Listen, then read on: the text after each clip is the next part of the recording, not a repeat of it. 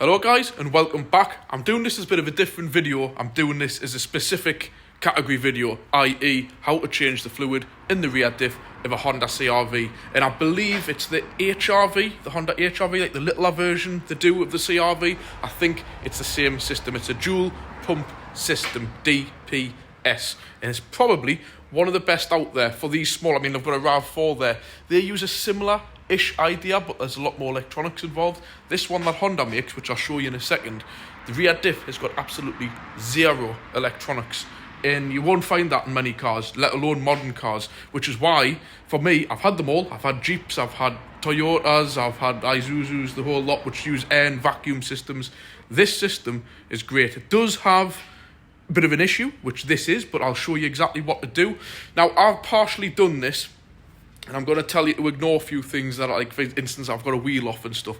But I've watched a few videos online of people doing this, and they all seem to miss one key element, which we were told back in the early days is what a procedure that was done in Honda. But to me, it's just basic common sense. And even most of you doing your DIY at home can do this. And that's just one key element, which I'll get to shortly in the video, of why I don't understand a lot of people miss this. But anyways, if you do own a Honda, this is a Honda CRV. I'll switch it round. I think it's around a Mark III, what the class has. In case any of you aren't from the UK, this reg means it's a 2010, late 2010, 2011. Forget what engine's in it. Petrol, diesel doesn't make any difference for the rear diff. It's all the same. But they did do the previous mark of Honda CRV to this one, and the previous one to that before, and they all use pretty much the same system. So the only difference is a slight amount of different fluid in different areas where you drain and fill. But bar that, it doesn't matter if you so don't disregard this video if you own the Mark II or the Mark I. It's basically the same principle. So first up, what would be a lot easier is having the car on the lift like this. You can do it on the ground, but my opinion of it would be put it on the lift, especially for the bit that everybody's missing. What I am going to try and do is knock these lights off and just see if it improves the filament any. I think that does actually, to stop the interaction of the LED lights. So first up, what you need is this. Do not buy it from anywhere else. I'm not aware any other company make this stuff, so you probably have to get it Honda, but only buy the Honda DPS dual pump system -F fluid, and it tells you obviously there dual pump fluid, and it's fluid 2. Now the only difference, what I would say with the Mark I CRV, possibly I think maybe fluid 1, but I think fluid 2 is just a newer version. It'll probably supersede the older one, so you can probably use this across the board. The only other thing you want as well are 2 new sealing rings. This was bought off eBay for about £45, which is super cheap. But make sure, to be honest, they say the service kit of them is 3 litres, but personally, you need about, how much would it be? 4.5, because each time there is 1.5 litres come out. So to do it twice, you do come to 3 litres, but I do tend to find you do need to do it about a third time. So, but to be honest, this one's not too bad. I'm only going to do it twice, so we've got enough here. So I've already drained this one off. I'm just going to grab a lamp and just show you underneath. What you will need is a square drive socket like that, removal tool, pretty cheap. Most people will have these things, and we'll go underneath and I'll show you. So you've obviously got your drainer there at that side of the diff, but please note on the diff, no electronics, which is why I really do favour this design. And obviously you've got your filler just there. Top tip, before you do anything, before you pick up any tools, do not touch the drain. First up, loosen off your filler. So many people crack away the drainer, let all your fluid come out, and then you find it seized or rounded off or stripped your filler, and then you're absolutely knackered. To be quite honest, you're knackered. So what you need to do is crack off the filler, make sure it's slack, and then drain it. I've already done this bit. I've just used a funnel in an old can, and as you can see, there's about 1.5, I don't know how good that's shown up, 1.5 litres, you can just see it moving there, has come out exactly 1.5 litres.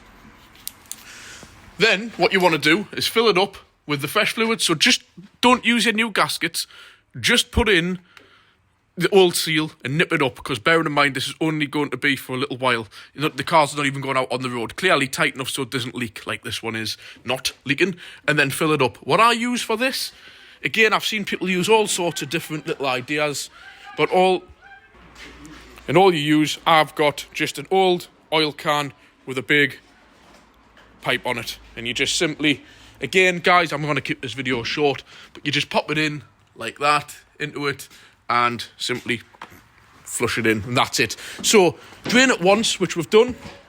That's the old fluid in there. Tighten it all up. I'm just going to put this away. And now this is the bit which a lot of people, what they do is they just drain it out like I've done now and then put the new fluid in. Or they take it out on the road, drive it around for 5 minutes and bring it back. But for these systems to work properly, they do still spin, but for it to work under load, you need the car to be fooled into thinking the front wheels are slipping to trigger the power to the back wheels. And the only way you can realistically do that is to put it on a lift. Or if you've got 4-axle stands at home, take all the wheels off, put it on 4-axle stands. And what you want to do, which I'll show you, we'll bring it down now. So we've drained the old fluid off, put the new fluid in, just nipped everything not too tight, not used the new seals or nothing, and I'll come back to you any second. So bring the car down to a sensible height. Again, ignore the fact I've got a wheel off here, I've been doing other work. Make sure it's well off the floor, because naturally there's going to be full power going to all 4 wheels.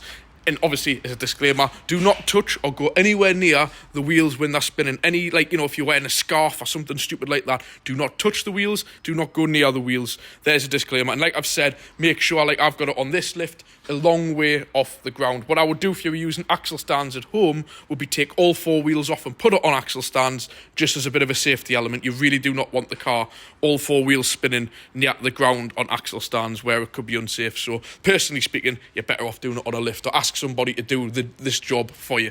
So we'll start it up, we'll jump in the car, and I'll show you what's going on. I am just going to do a bit of a safety check around the car, like this here, you see. Just going to lift this up and put it down into here, like that, and I'll just check there's nothing around there, nothing around there. That's good. And then we'll check the other side, that's the same, that there's nothing around there either. This is a bit loose, I have already checked this area, but we'll jump in and fire it up. So that's the car, jump in, fire it up. There we go. All we're going to do is just put it into first gear. If it's an automatic, just put it into drive. It might be a little bit different in automatic. You might have to use the Tiptronic if it has it, to try and get it at around about 20 miles an hour, 20 to 30 miles an hour. In this car, I'm guessing at idle speed, about 4th gear will do. So we'll put it into first. And just gently let my foot off. As you can see, the speedo is lifted. Then just as you are driving normally, into second. When I get it there, bear with us. Right, and then into third. The car may start bringing up warnings. You may need some diagnostic equipment for it. But like I've mentioned, I've got all that here. I'm just going to drop it into 4th. Right, so I've got the car running. I've actually found 5th gear is about the best speed. 6th pushing it a bit, because the car's only running at idle. So you will get warning lights coming up. Don't worry, you might just need to reset the codes with a code reader, so make sure you have one to hand. So 5th gear, just at idle, no feet on the pedals, and just leave it running. We'll jump out now. One other thing just to note, importantly, make sure your driver's window is down, because the car will think it's moving, and if you've got the self-locking on the doors, when you close the door, it may lock you out of your car with the engine running and all the wheels spinning. And if you don't have a spare key, that would be a whole world of pain. So what we do, just leave the engine idling, leave it in gear. As you can see, it's kicked the 4-wheel drive in, because these are always front-wheel drive. Forget the fact the wheel's off. And it's running the back wheels. I'm taking extra care to stay away from these, because full speed's running through these. And as you can see, it's got the full system running. What I will do, I'll take it up at a slow pace, and we'll be able to see all the prop shaft working. Right, so obviously taking very, very extra caution. Yeah, just to show you, there's the prop shaft spinning. I will just go and grab the light.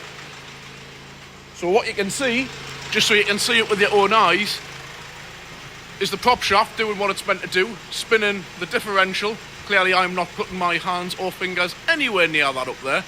And what that's doing now is running the dual pump system.